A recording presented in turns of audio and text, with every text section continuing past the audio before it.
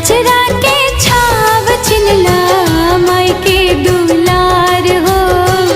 अचरा के छाव छिनला माई के दुलार हो।